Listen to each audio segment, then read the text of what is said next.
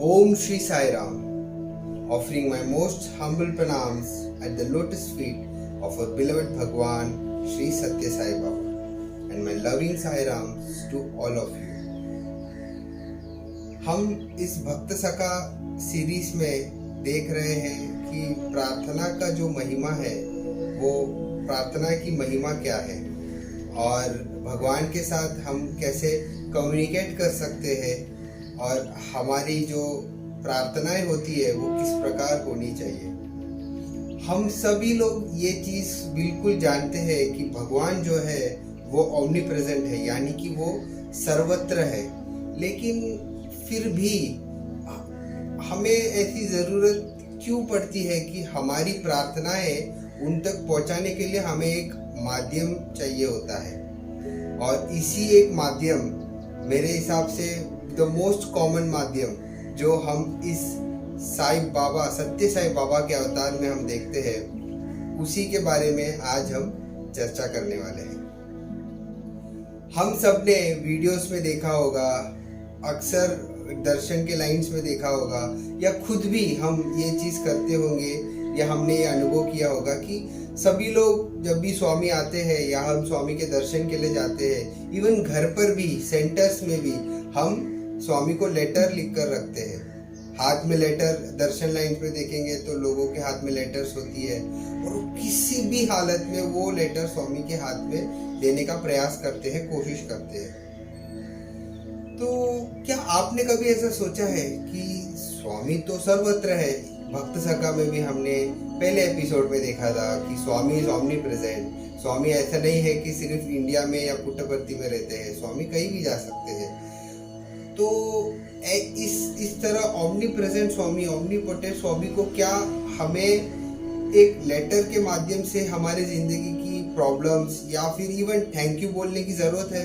क्या हमें हमारे ज़िंदगी को शेयर करने के लिए लेटर ही लिखना चाहिए? क्या स्वामी को अपने आप नहीं पता है कि हमारी ज़िंदगी में क्या चल रहा है? क्या आपके भी मन में ऐसा सवाल कभी आया है क्या कि अरे मतलब स्वामी तो ऑलरेडी जानते होंगे सब कुछ, अब ये लेटर लिखने की क्या ज़रूरत है?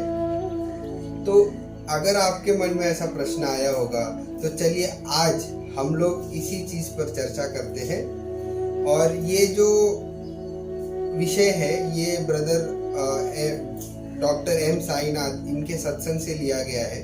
इनके एक्सपीरियंस के माध्यम से हम समझते हैं कि हमें लेटर क्यों लिखना चाहिए। और एक भी शंका शायद आप लोग के मन में आया होगा कि कितने सारे भक्तगण आते हैं स्वामी के दर्शन के लिए और स्वामी हंड्रेड्स ऑफ लेटर्स कलेक्ट करते हैं एक दिन में। और इतना ही नहीं, उन्हें तो हमारे घर के ऑल्टर के, सेंटर के, यहाँ के भी लेटर्स पढ़ने होते हैं। तो क्या ये ह्यूमनली पॉसिबल है कि स्वामी हम सबके दिए हुए लेटर को पढ़ते हैं? क्या स्वामी गिने चुने लोगों के लेटर पढ़ते हैं? इस प्रश्न का भी उत्तर आज हम इसी सत्संग या फिर इसी एपिसोड में देखते हैं। तो ये दो अहम प्रश्न अगर आपके मन में आया होगा तो इस प्रश्न का उत्तर समझने का हम आज प्रयास करेंगे। तो डॉक्टर एम साईनाथ कहते हैं कि उनके मन में जो ये प्रश्न आया एक बार कि स्वामी क्या मतलब सारे लेटर पढ़ते होंगे? कितने हंड्रेड्स लेटर आते हैं, मतलब एक दिन में अगर आप सोचो 100 से ऊपर ज़्यादा पन्ने पढ़ने हो आपको, तो आपको इतना सारा वक्त चाहिए होता है कि बैठ के पढ़ो, समझो उनका प्रॉब्लम क्या है, सब कुछ। तो उनके मन में आया कि ठीक है, भगवान तो भगवान है, लेकिन फिर भी उनका जो फॉर्म है, फिजिकल फॉर्म तो ह्यूमन है और ये तो बहुत ह्यूमनली बहुत डिफिकल्ट टास्क लग रहा है कि इतने सारे लेटर पढ़ना। तो उनके मन में ऐसा डाउट आया कि शायद ना स्वामी सारे लेटर नहीं पढ़ते होंगे, कुछ ऐसे गिने चुने लेटर पढ़ते होंगे और बाकी के लेटर्स तो भक्तगण की जो श्रद्धा होती है उससे रखने के लिए ले लेते होंगे। तो उस दिन रात को जो है ये उनके सत्संग में चर्चा हुई और उसके बाद अगले दिन जब वो मंदिर में गए, स्वामी के पास वो ड्यूटी करते थे, तो स्वामी ने उन्हें अंदर बुलाया और स्वामी के हाथ में इतने सारे लेटर थे। तो ब्रदर कहते हैं कि जब भी हमारे मन में कोई भी शंका आती है तो भगवान इसका पूरा ख्याल रखते हैं कि वो शंका दुगनी हो जाए। और उसके बाद उसका जवाब दे। तो जैसे ही ये अंदर गए तो स्वामी अपने हाथ में जितने भी लेटर्स थे वो डस्टबिन में फेंकने लगे। अब ये देख के तो वो बहुत ही हैरान भी हो गए और उनके मन में चल रहा था कि देखो मैं एकदम ही सही था। तो स्वामी हमेशा जब भी हमें ऐसे ऊपर उठाते हैं, हमें मतलब एकदम से ये ज्ञात करने के लिए कि देखो मैं ही सही था, और उसके बाद वो अपना उत्तर देते हैं।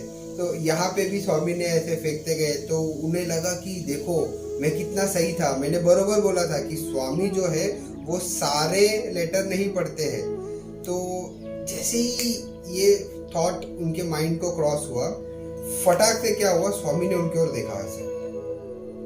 तो ये बहुत डर गए क्योंकि इन्होंने सोचा था स्वामी के बारे में और स्वामी ने फटाक से देखा। अब आप देखिए, अब सामने वाला व्यक्ति के बारे में आप कुछ भी सोच रहे हैं और तुरंत वो आपको देखे तो आपको कैसे एकदम थोड़ी सी घबराहट तो होती है ना, अरे बाप रे इसने मेरी दिमाग की बात तो नहीं सुन ली, दिल की आवाज़ तो नहीं पहुंच गई। तो इसी तरह उन्हें भी ऐसा महसूस हुआ और तभी स्वामी ने उन्हें पूछा कि क्या हुआ, शक कर रहे हो मेरे पे? तो उन्होंने बोला नहीं नहीं। तो स्वामी ने उन्हें बहुत प्यार से पास में बुलाया और उन्हें बोला कि गुरु से कभी भी झूठ नहीं बोलना चाहिए। उन्होंने बोला कि मुझे पता है तुम्हारे मन में क्या शंका है करके। तो उन्होंने क्या किया कि उन्होंने उनके सामने लेटर्स रखे थे और बोला कि कोई भी एक लेटर आप उठा लो। तो ब्रदर ने एक लेटर उठाया और स्वामी ने बोला कि इस लेटर को खोलो और इस लेटर को पढ़ो। तो ब्रदर ने बोला कि स्वामी ये लेटर तो आपके लिए है, मैं कैसे पढ़ सकता हूँ? तो स्वामी ने बोला नहीं, मैं ही तुमको बोल रहा हूँ, तुम उसको पढ़ना। और उनको बोला कि तुम एकदम से दूर चले जाओ, यानी कि स्वामी से दूर एकदम डोर के पास जाके पढ़ के आओ मेरे पास।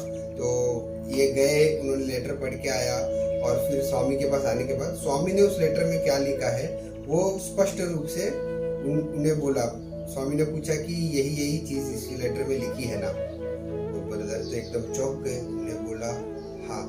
तो इस घटना के वजह से उन्हें समझ में आया कि स्वामी एकदम सर्वव्यापी है। तो उनके मन में यह प्रश्न आया कि स्वामी आप तो सब कुछ ऑलरेडी जानते हैं, तो आप एक्सपेक्ट क्यों करते हैं हमसे कि हम आपको लेटर लिखे या आपको लेटर दे? तो स्वामी ने इस प्रश्न का ये उत्तर दिया कि जब आप लेटर लिखते हैं आप मेरे साथ कम्युनिकेट करते हैं, बात करते हैं। जब आप कुछ भी लिखते रहते हैं, जब आप लेटर लिखते हैं, आपका भले प्रेयर्स हो, आपके प्रॉब्लम्स हो, या इवन आप जब थैंक यू बोलने के लिए कुछ लेटर लिखते हैं स्वामी को, या कुछ न्यूज़ शेयर करने के लिए स्वामी को लेटर लिखते हैं, तो हम स्वामी के साथ एक्चुअली कम्युनिकेट करते हैं। दिल के अंदर, मन के अंदर जो है 1-to-1 कम्युनिकेशन चल रहा होता है स्वामी के साथ। आप उस कम्युनिकेशन को महसूस कर सकते हो और जो आप महसूस करते हो वही आप आपके लेटर के ऊपर लिखते हो। ये ऐसी बनी बनाई चीज़ नहीं होती है, वो एकदम दिल से निकलती है। जैसे हमने बोला था कि दिल से निकली हुई प्रार्थना ईश्वर ज़रूर सुनते हैं और हमें भगवान ये एक्सरसाइज करवाना चाहते हैं। स्वामी चाहते हैं कि हम उनसे बात करें, कम्युनिकेट करें। इसके लिए स्वामी हमें लेटर लिखने के लिए एनकरेज करते हैं। उन्हें लेटर की ज़रूरत नहीं है, बस हम उनके साथ कनेक्ट हो, स्वामी के साथ कम्युनिकेट करें। इसके लिए स्वामी कहते हैं कि लेटर लिखो, लेटर लिखो, लेटर लिखो करके। और स्वामी मोटिवेट भी करते हैं हमसे लेटर लेके, और कभी कभी लेटर लिखने के तुरंत बाद या कुछ साल बाद हमारा प्रॉब्लम हल हो जाता है। तो यही एक मेन रीज़न है लेटर लिखने के पीछे, द 1-on-1 कम्युनिकेशन।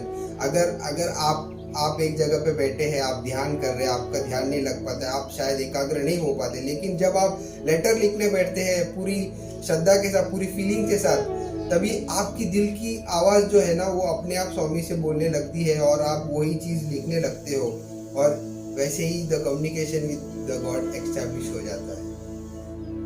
तो हमने आज ये एक्सपीरियंस के माध्यम से देखा कि क्या स्वामी सारे लेटर पढ़ते हैं।